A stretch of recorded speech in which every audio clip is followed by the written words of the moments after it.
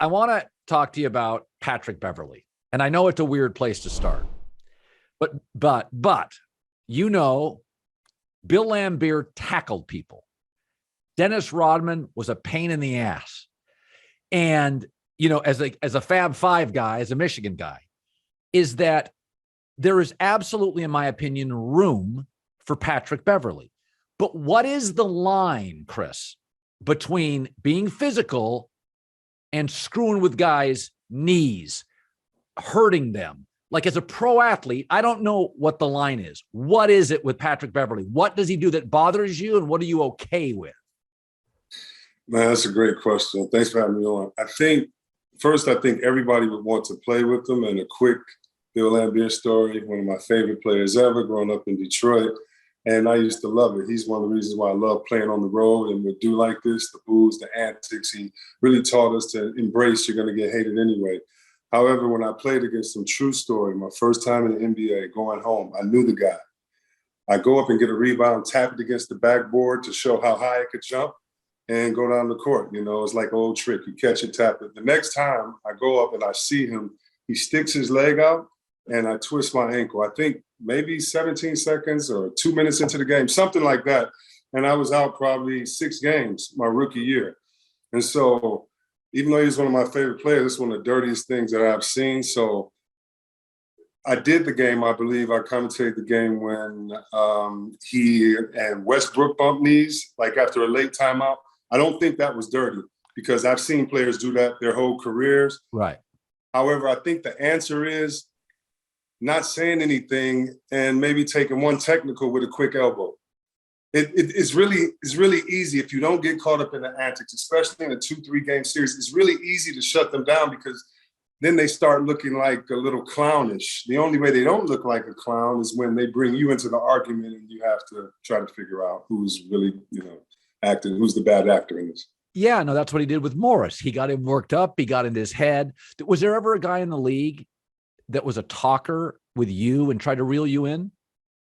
Not a talker, because you couldn't get me that way. So if you wanted to slide under, the Collins brothers, I hated playing them. Nahara, Matson, any guy then that would flop smartly, use their brain, get in front of you.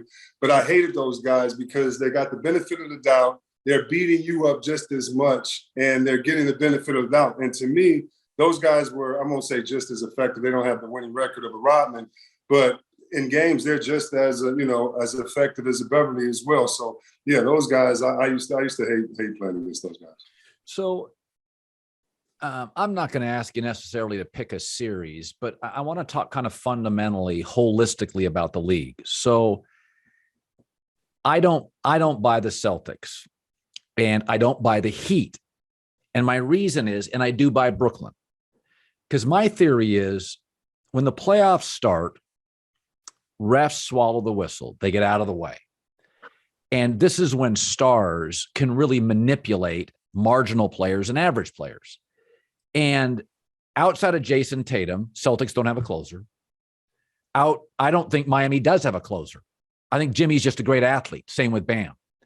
And so Brooklyn's got so many things I don't like. Their size, their bench, the lack of chemistry.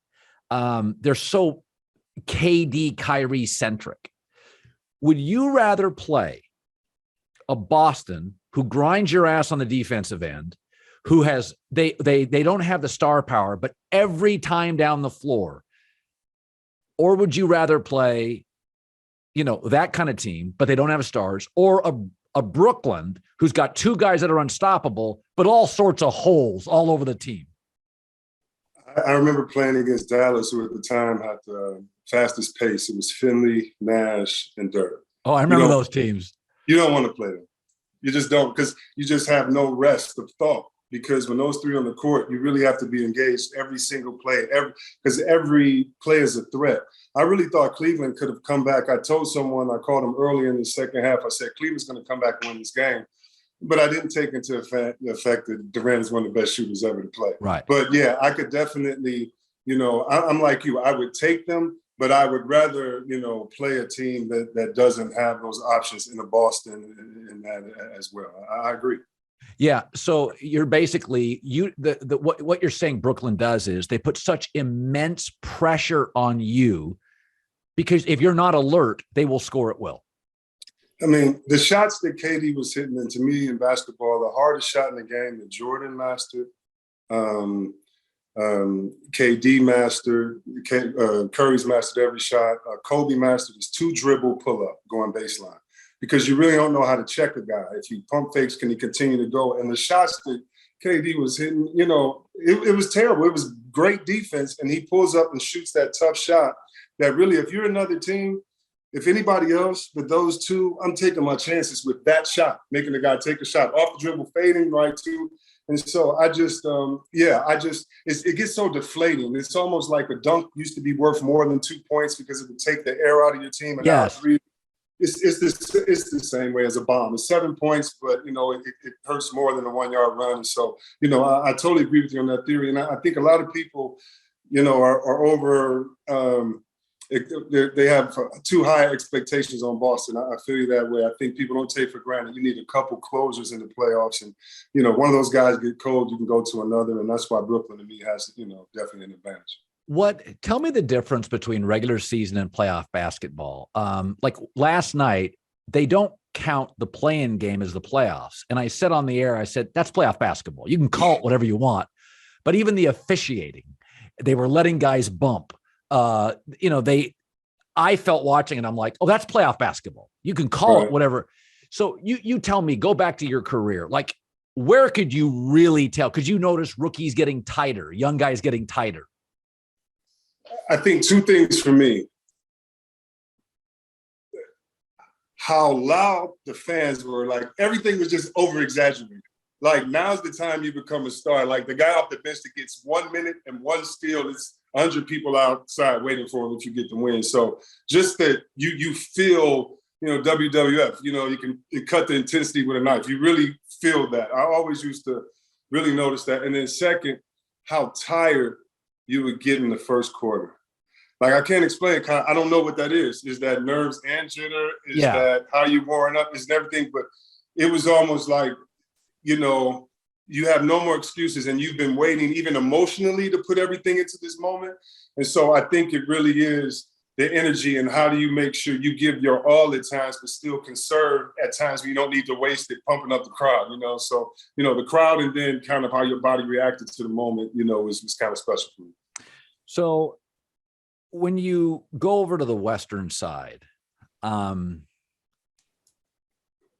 team that I find really interesting, Golden State. So Jordan Poole is now emerging as a star. Klay Thompson's not quite what he was off injury. And when Klay plays a lot of minutes, I think it hinders Jordan Poole. And I think everybody knows that on the roster. But Klay's your guy. Okay, Klay's your dude. You travel with him. You've probably gone to weddings. You get into a weird situation where everybody in the damn room's like, dude, Jordan Poole needs to play 42 minutes. Tell me how difficult that is when one of your guys, he's eroding, he's not ascending, and here comes the young buck. Can it screw with chemistry? So I heard you today, and I hope that for fans' sake, I love it when you go off on tangents or rabbit holes, and I hope that you really go down the rabbit hole of the draft pick does not mean as much in big cities anymore, and you're so right. You need to really go down that rabbit hole. I'm sure your researchers can get you a lot of. LA didn't get Shaq, they didn't draft Shaq. Right. So I totally, agree with you on that. However, I don't know if I can answer this question and not be sentimental, and I think that's the problem that Klay gives. They are a dynasty. They were a dynasty. You're right in every way, but I'm just adding emotion, which you're going to have to take in effect for fans and other things, especially if you don't win one and you're betting on Poole, who is going to be great. But, you would do that to Klay and he's not yet a full year in. This dynasty never got a chance to win once we saw a team get hurt or KD get hurt. This unfinished business. He's, of course, Draymond with the last, vestiges of that. So if you are right I would not want to be part of that. I was in Detroit, again, Pistons fan, when we had a parade. And I think the next day, and Rick Morris said, "Oh, thank you for helping me lose all this weight. I love you." And like 3 days later, he was traded for, I believe, Mark McGuire.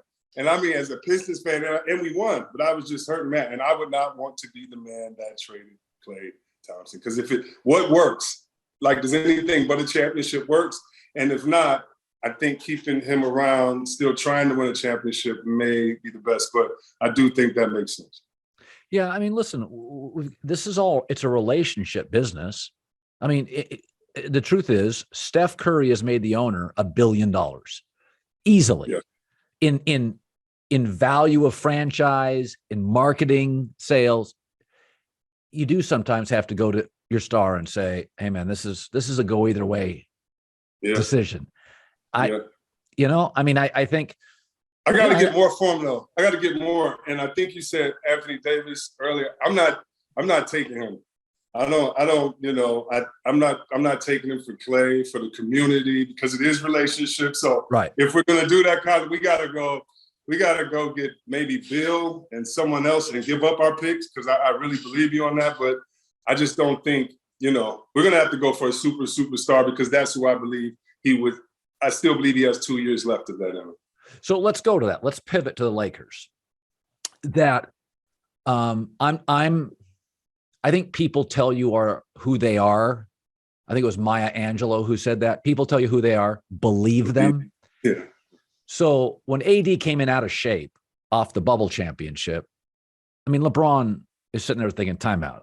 I'm obsessed with this sport. Dude, I just need you to be in shape as a pro athlete. I would have moved off him there. Buy low, sell high. Now, with the injuries, this is who he is. He's showing you who he is. He's not a workout fiend. He's not really a leader. He's hella talented, but he's hurt increasingly more. What was your feeling when you were in the game about athletes that get hurt? Is it bad form to move off them? Or did you always feel like, hey, man, some dudes, they can't give you 82. They can't. I mean, as a pro athlete, how do you view that? Yeah, and I was plagued by injuries, or like ankle injuries, things like that. And so AD's last injury, you could tell like it wasn't his fault. Like Curry suffered injuries. But I think, if you're going to get injured, I want to know what guy will work his, tail off to come back the fastest. So then I have to take your work ethic into account. And so I do think some guys is unfair. And then I do think as an athlete, you work out a lot so that you can feel confident that you won't have those breakdowns. And then you look at guys that don't work out and you say, see, that's why. And so it's not even the injuries. I just go back to the previous memory of anybody playing with LeBron.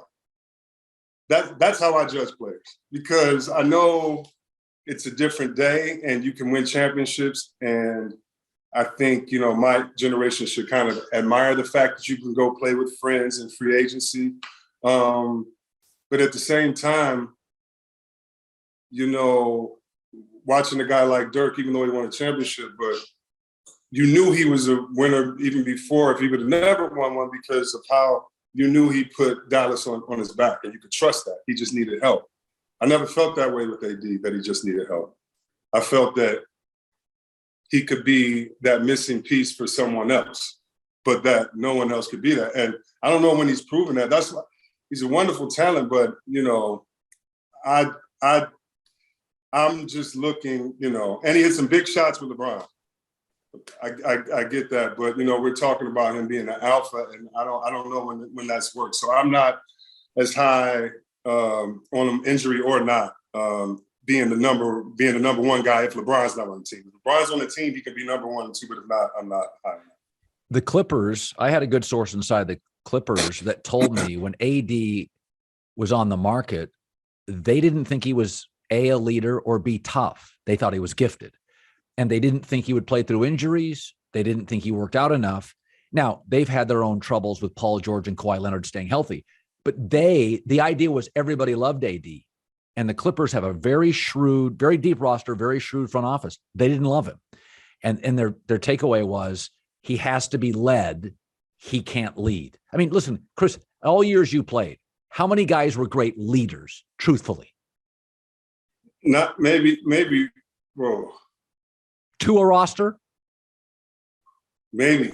And sometimes the best player when I was younger, maybe he didn't want to be the leader because he was figuring out some other things and was like, I'll let you guys kind of figure it out. I don't want to, or maybe they just led individually saying, hey, this is how you stay in shape, but, I'm not going to the team signings and things like that. So when you find a guy like that, when you find someone that you admire, they have game and that is very rare. And usually it's your star player and the guy that has been through everything and doesn't want you to waste your chances. So no, it's you really have to learn that as well, because every guy, no matter how confident they are, we're the most confident in sports, but again, we're still fans of the game, and therefore there's that insecurity. You follow the sport a long time, whether it leaks out in interviews, whether it leaks out in the way you treat people, whether it leaks out in something after the game, you can kind of see those areas. So to say great leaders, man, maybe 2 or 3 a team. So the other day I had former Meta World Peace. I think his name is Meta Sandifer Artest now. I hope I got that right. Okay. And I said to him, man, we can't normalize all these stars missing games. Like, I'm a kid from a small town. I went to a Sonics game every 3 years. If downtown Freddie Brown and Gus Williams and Jack Spickman didn't play, it was bad, man. It was sad for me. And he said something very interesting, Chris. He said, listen, man, these guys now in the last 3 or 4 years are making $30-40 million. They're young people. Like, it's a lot. And they are hanging out with Hollywood A-listers. They're making more than movie stars. And he said, I think over time they'll get adjusted to it. A lot thrown at them. They've never made more money. He's like, he goes, it was 6-7 years ago, a guy could make $9 million and that was money. Now it's 35. And the new CBA benefits the star players. They make more than ever. And it was an interesting takeaway. And I thought to myself, you know what? I remember my first big contract. I was like 32, not 22. No. You get ahead of yourself a little bit. You start thinking you're really, a little bit greater than you are. Your takeaway on the missing of games by stars, do you think some of it is we're just transitioning, a lot of money, last 4 years, guys are, feeling themselves a little, or are you genuinely long-term worried about it? I'm a little worried about it because it's part of the culture. So it starts with the team. It starts with the team going from when I played, we would be in practice after getting hurt in a game, a Wednesday that doesn't matter in Milwaukee. I'm talking about doesn't matter, but because the culture is to eat a steak and yell at a guy and feel good about yourself through that. Not getting any better through practice, but running lines and things that have nothing to do with getting in shape. That mentality, remember the jokes he takes years off of guys' careers? It was a joke, but it wasn't a joke. Guys were not joking about it. And so kind of that over-exaggerated sense of man up and all that stuff, when really it should have been like, hey, guys, we just had a 6-game and 7 nights. Y'all need a day off, but it was always a big reward. So 1, that really messed it up. So 2, teams trying to fix it, and then validating rest is what opened the floodgates, my friend. When you have a team saying, hey, guys, just let me know how you're feeling, then, my loyalty is to my feeling, not to getting through it. I don't want to walk the treadmill and get up every morning, but if I don't think about my feelings, I'll get through it, and overall it helps my body. So I think the team gave a way out. Third, when you did that at 32 or I did that in my 20s, we were like going against the grain, kind of like you knew there were better stories of don't do this, don't do that. Well, now it's the culture of, why not? You should be doing this right. And so I think anytime the culture seems to be going in the way of rest, or, when I play with AI, this is so true. And so many things are over-exaggerated. But he really played every game. And you could say ego, you could say pride, but he always thought it was somebody in the arena that never saw him. And maybe you have to be that good sometime to realize, like, I'm going to make this kid's life. maybe it has to be that because Sickman and those guys knew it because shoot, the games didn't come on TV. It was late, delayed. Maybe it was more special. You know what I mean? And so Sure. yeah, I get a little worried about that, but I do believe in the optimism of meta. I do think it can come back, but we used to be like, we make the money, money don't make us. Now we might do something stupid with the money and lose our mind, but the principle was, we play the game. Money doesn't make you good. My paycheck, matter of fact, you make more than me, I'm gonna show you why. So that worries me that the spirit of it has changed as opposed to what guys are really doing. Yeah, no, I think there's been a lot of cultural changes. It's harder to hard coach a player. Chuck Daly had Hall of Famers. He coached them hard. Pat Riley, hard. Yes. It's that hard coaching thing, Chris. No. It doesn't really exist anymore. No. Thank you for coming to work today and taking a step. Hey, it's great seeing you, my man. I appreciate it. Hey, thanks for having me.